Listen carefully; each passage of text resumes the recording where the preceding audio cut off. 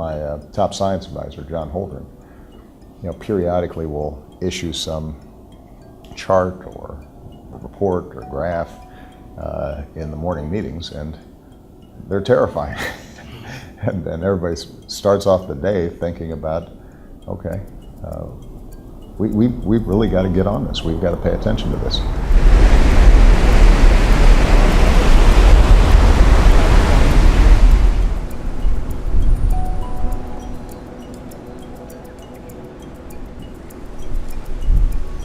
First of all, Mr. President, thank you very much for talking to us and doing so in such a lovely spot.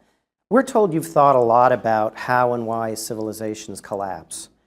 And we wanted to ask you, do you believe the threat from climate change is dire enough that it could precipitate the collapse of our civilization? Well, I don't know that I can look into a crystal ball and know exactly how this plays out. But what we do know is that historically, when you see severe environmental strains of one sort or another on cultures, on civilizations, on nations, that the byproducts of that are unpredictable and can be very dangerous. And what we know is that if the current projections, the current trend lines on a warming planet continue, it is certainly going to be enormously disruptive worldwide. And just imagine, for example, monsoon patterns shifting in South Asia, where you've got over 1 billion people. If you have even a portion of those 1 billion people displaced, you now have the sorts of refugee crises and potential conflicts that we haven't seen in our lifetimes. Then you're looking at a much more dangerous world and severe strains on nation states, on communities, on economies. I mean, given the magnitude of that threat, why do you think it's been so difficult for you to mobilize public opinion at home about the necessity of confronting this issue? Well, the good news is, during the course of my presidency, I think we've solidified in popular opinion the fact that climate change is real, that it's important, and we should do something about it. So the problem is not that people don't believe in climate change. There are pockets of resistance, particularly in certain congressional caucuses. Well, actually, we've had a flatline temperatures globally for the last 8 years. Global temperature changes, when they exist, correlate with sun output and ocean cycles. We keep hearing that 2014 has been the warmest year on record. I asked the chair, you know what this is? It's a snowball, and that's just from outside here. So it's very, very cold out, very unseasonal. So here, Mr. President, catch this. But if you talk to the average person, I think they understand that this is something serious and we got to do something about it. Translating concern into action is the challenge. And part of what makes climate change difficult is that it is not an instantaneous catastrophic event. It's a slow-moving issue that on a day-to-day basis people don't experience and don't see. And so part of our goal throughout my presidency has been to raise awareness, but also then to create framework structures, rules that allow us to take specific action in ways that create economic opportunity and improve people's well-being, as opposed to people feeling as if there are these enormous trade-offs that necessarily make life a lot harder for them. And so that we can say, at long last, that this was the moment when we decided to confront America's energy challenge. In 2009, President Obama pushed Congress to pass a cap-and-trade plan where the government sets an annual cap on greenhouse gas emissions and allows businesses to buy and sell permits to pollute. The bill passed the House but died in the Senate. Later that year, President Obama attended a summit of world leaders in Copenhagen aimed at forging a new treaty to combat climate change.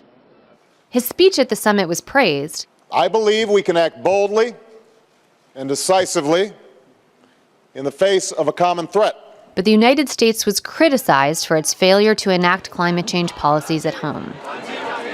The summit ended in a meltdown with no agreement on a treaty. Mr. President, you tried but failed to take action in your first term. The cap and trade bill failed in the Senate. The Copenhagen climate change talks ended in collapse. What lessons did you learn from those episodes? When cap and trade came up, I was certainly disappointed that many Republicans who previously had said they were concerned about this suddenly went the other way as the politics of it shifted. People felt if we're hemorrhaging jobs and the economy is contracting, is this the time for us to be able to move this issue forward aggressively?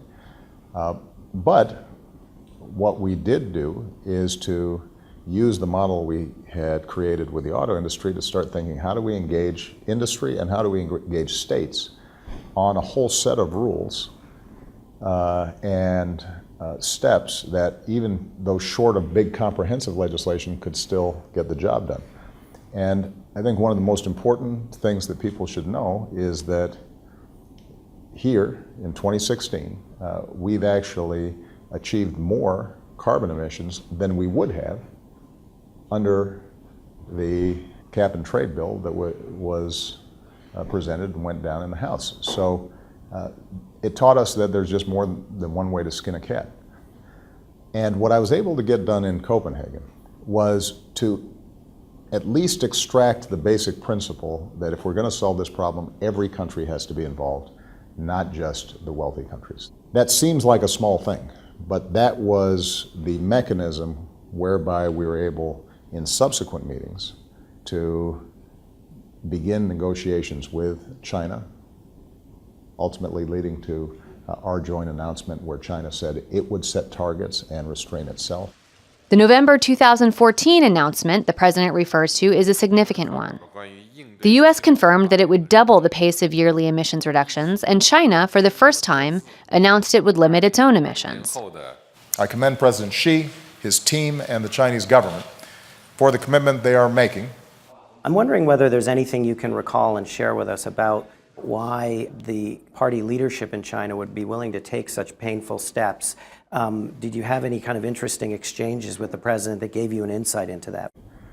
I had been in contact with President Xi prior to my arrival and given him a sense of, if you are prepared to do this, here's what we're going to be doing. And for us to be able to make a joint announcement, I think would signal the capacity of the U.S. and China to lead the world on an issue of critical importance to everybody. One of the reasons I think that China was prepared to go further than it had been prepared to go previously is that their overriding concern tends to be political stability. Interestingly, one of their greatest political vulnerabilities is the environment. People who go to Beijing know that it can be hard to breathe.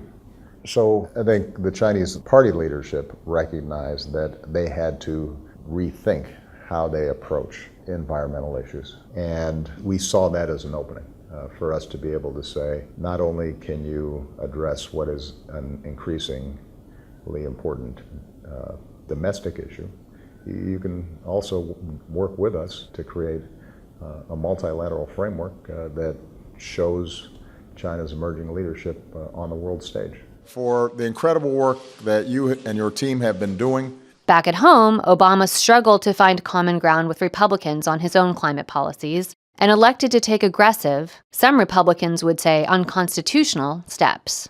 There is such a thing as being too late when it comes to climate change. His Clean Power Plan is an expansion of the regulatory authority of the Environmental Protection Agency. The EPA is setting the first ever nationwide standards to end the limitless dumping of carbon pollution from power plants. You've gotten a lot of blowback for this. What are your misgivings about it? And how much do you worry that this creative interpretation of the law will be legally durable? Well, if Donald Trump is elected, for example, you have a pretty big shift in how the EPA operates. And there is no doubt that when you have a legislative ratification of a policy, that it is firmer, it is less subject to reversal. But keep in mind that what happens when we come up with smart policies and regulations that prove to work, it becomes stickier. It's harder then to reverse. So all these individual and collective steps that have been taken, they lock in, they embed us moving in a certain direction. And for somebody then to come in and say, well, we're going to just tear this out root and branch, it's not just a matter now of reversing what I've done, it's a matter of reversing what a whole lot of people are seeing works. Well, you talked about all this buy-in from utilities, states, industry, but one of the things that is necessary for the Clean Power Plan to be implemented is for it to stand up to legal challenge. Right. The Supreme Court has put a halt on implementing it right now, and one of the most prominent critics of the legal structure of the Clean Power Plan is your own mentor at Harvard Law School, Larry Tribe. He has said that your use of the Clean Air Act to put forth the Clean Power Plan is a vast legal overreach. He has compared it, direct quote, to burning the Constitution. What is your reaction to Professor Tribe's legal criticism? I can say that legally he's wrong, and I think most legal commentators also think he's wrong. I think he's in the minority in the view that he's taking. But ultimately what really counts is what the DC Circuit and if it gets there, the Supreme Court thinks about it. And I'm very confident that the Clean Power Plan will be upheld. If it is upheld, there will be some stark economic trade-offs if it's implemented. If it stands up to legal challenges, essentially the Clean Power Plan will eventually end demand for coal power. What do you owe the workers and the people in coal communities who will be hurt, who will lose their jobs, who will lose their livelihoods as a result of this? Well, I think we as a country owe everybody opportunity, and if they're in a sector that, because of the necessities of doing something about climate change, are going to be adversely impacted, then we need to be there for them. So what we owe the remaining people who are making a living mining coal is to be honest with them and to say that, look, the economy's shifting, how we use energy is shifting. That's going to be true here, but it's also going to be true internationally. And how can we take your skills and talents and work ethic that you've shown in this coal mine and use it to build some wind turbines or use it to install solar panels? I think there are a lot of folks in West Virginia and Kentucky and probably Southern Illinois who do think that the reason they're having a tough time is because Obama and the EPA, and now of course Hillary Clinton, we're all trying to destroy them. But what I want to do, and I think we should all want to do, is to have an honest conversation about how do we make sure that these communities thrive with the energies industries of the 21st century, not of the 17th, 18th, and 19th centuries. Mr. President, thank you very much. I enjoyed it very much. Thank you. Us too. Thank you.